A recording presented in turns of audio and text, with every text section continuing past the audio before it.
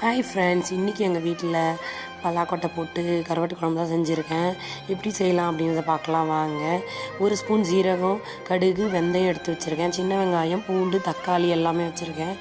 இங்கே பாருங்கள், கருவாடையும் கழுவி ஊற வச்சுருக்கேன். இப்போது ஒரு கடாயில் எண்ணெய் ஊற்றி வெந்தயம், ஜீரகம் இதெல்லாம் போட்டு தட்டி வச்சுருக்க பூண்டு ஆட் பண்ணிவிட்டு சின்ன வெங்காயமும் நம்ம ஆட் பண்ணி நல்லா வதக்கிக்கலாம். கொஞ்சமாக உப்பு சேர்த்து வதக்கிட்டு அதுக்கப்புறம் தக்காளியும் ஆட் பண்ணிக்கலாம்.